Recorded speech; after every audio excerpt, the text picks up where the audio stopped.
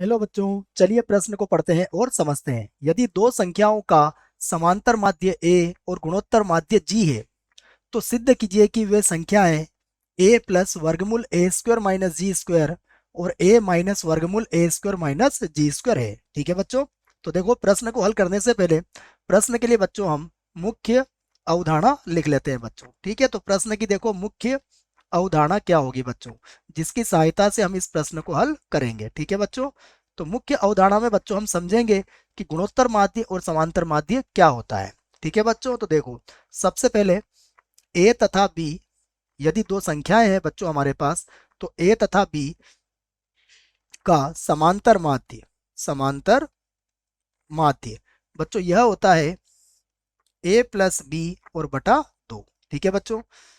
दूसरा सूत्र भी आपको याद होना चाहिए कि ए तथा बी का गुणोत्तर माध्य गुणोत्तर माध्य गुणोत्तर माध्य होता है बच्चों प्लस माइनस और वर्गमूल ए बी। ठीक है बच्चों। यदि ए और बी धनात्मक है तो हम धन चिन्ह का प्रयोग करेंगे, और यदि ए और बी ऋणात्मक है तो हम ऋण चिन्ह का प्रयोग करेंगे, और यदि विपरीत चिन्ह के हैं बच्चों तो फिर हम यह परिभाषित नहीं होगा। ठीक है। दूसरा बच्चों देखो, हमें पता है द्विघात समीकरण a x square b x plus c बराबर जीरो का हल, इसका हल होता है बच्चों एक्स बराबर माइनस का बी प्लस माइनस वर्गमूल बी स्क्वायर माइनस फोर ए सी और बटे में होता है बच्चों दो ए। ठीक है बच्चों। तो इन सूत्रों का प्रयोग करके हम इस प्रश्न को बच्चों हल करेंगे। ठीक है। तो देखो, हमें दो संख्याएं ज्ञात करनी है बच्चों, तो हम उन दो संख्याओं को मान लेते हैं। तो माना दो संख्याएं दो संख्याएं बच्चों हमारे पास ए तथा बी है। ये हमने दो संख्याएं मान ली बच्चों जो हमें ज्ञात करनी है। ठीक है बच्चों। अब देखिए, हमें समांतर माध्य और गुणोत्तर माध्य उसका दिया है, तो हम लिख सकते हैं तब। ठीक है बच्चों। तब जो ए होगा बच्चों वो किसके बराबर होगा, ए प्लस बी बटा दो के। ठीक है। तो यहां से देखो, हम ये कह सकते हैं कि दो ए बराबर होगा ए प्लस बी के। इसको बच्चों हम समीकरण एक बना लेते हैं। ठीक है। उसके बाद देखिए, जो गुणोत्तर माध्य है बच्चों जी, वो किसके बराबर होगा, प्लस माइनस वर्गमूल ए बी के। यदि बच्चों दोनों पक्षों का वर्ग कर दिया जाए तो यहां से हमें जी की घात दो बराबर मिलेगा ए बी। इसे बच्चों हम समीकरण दो बना लेते हैं। ठीक है बच्चों। अब समीकरण एक और दो को हल करते हैं बच्चों हम। तो हम लिखते हैं समीकरण एक व दो से। ठीक है बच्चों, इनको हम हल करेंगे अब।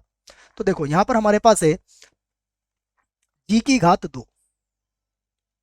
ठीक है। बराबर हमारे पास है ए, और बी का मान देखो बच्चों क्या होगा, बी का मान होगा दो ए और माइनस का ए। ठीक है बच्चों, ये हमारा किसका मान होगा, समीकरण एक से मान रखा है बच्चों मैंने। ठीक है। देखो, समीकरण एक में बच्चों अगर आप यहां से बी का मान निकालोगे तो कितना हो जाएगा, दो ए माइनस ए। ठीक है। एक बड़ा है और एक छोटा है इसमें। अब यहां से इसको गुणा कर लीजिए आप, तो ये होगा जी की घात दो बराबर दो ए और ए, और माइनस हो जाएगा बच्चों ए की घात दो। सभी को बराबर के इधर ले आइए बच्चों, तो ये बनेगा ए की घात दो माइनस का दो ए और छोटा है, और प्लस बनेगा जी की घात दो बराबर जीरो। देखो बच्चों, ये द्विघात समीकरण बन गई है हमारी। अगर द्विघात समीकरण बन गई है तो हम यहाँ से ए का मान ज्ञात कर सकते हैं सूत्र से। तो देखो, अब सूत्र से हमारा ए बराबर क्या होगा बच्चों, ये होता है माइनस का बी, तो ये बनेगा प्लस का दो ए, और फिर प्लस माइनस वर्गमूल में होगा बच्चों माइनस के दो ए का वर्ग, माइनस दो ए का वर्ग। उसके बाद होगा माइनस का चार ए सी, तो ए का मान तो एक है बच्चों, और सी का मान है हमारे पास जी की घात दो। ठीक है। और बटे में देखो बच्चों क्या आएगा, बटे में हमारे पास दो और गुणा एक। ठीक है। तो देखो, यहां से ए बराबर क्या मिलेगा हमें, ये हो जाएगा दो ए उसके बाद होगा प्लस माइनस। देखो बच्चों यहाँ भी 4 होगा, यहाँ भी 4 होगा, 4 का वर्गमूल 2 होता है, तो 2 हमने यहाँ से बाहर ले लिया है। और यहाँ पर मिलेगा हमें a की घात 2 और माइनस g की घात 2। ठीक है बच्चों। और पूरे के बटे में कितना है बच्चों, 2 है। 2 को पुनः कॉमन ले लेंगे बच्चों। 2 को पुनः कॉमन लेने के बाद हमें a का मान प्राप्त हो जाएगा। देखो तो अब a बराबर हो जाएगा हमारे पास a और प्लस माइनस और वर्गमूल में आ जाएगा बच्चों a की घात 2 और माइनस g की घात 2। ठीक है बच्चों, a का मान हमारा आ चुका है। इसे मैं समीकरण 3 बना देता हूं। अब ये जो मान है बच्चों, समीकरण 1 से हम b का मान प्राप्त कर सकते हैं। समीकरण 1 और 3 को हल कर सकते हैं। तो समीकरण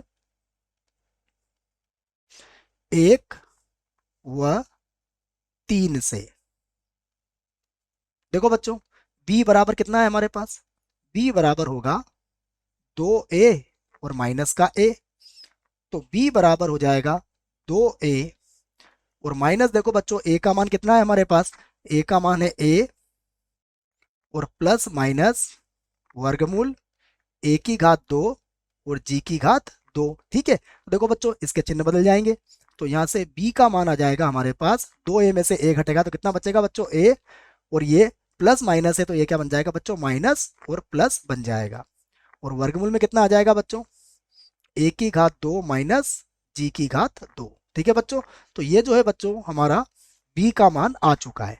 तो a और b के मान में देखो बच्चों क्या अंतर है, a और b के मानों में प्लस और माइनस का ही अंतर है बच्चों। अगर a का मान प्लस में लोगे तो b का मान माइनस में आएगा, और यदि a का मान माइनस में लोगे तो b का मान प्लस में आएगा। तो बच्चों हम यहाँ पर कह सकते हैं कि अतः दोनों संख्याएं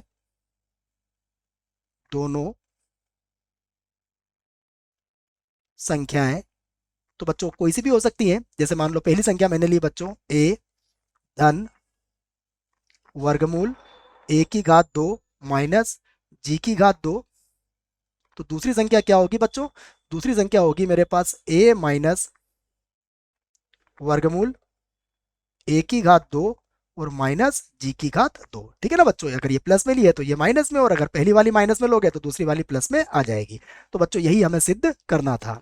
आशा करता हूं आपको इस प्रश्न का उत्तर समझ में आया होगा। धन्यवाद।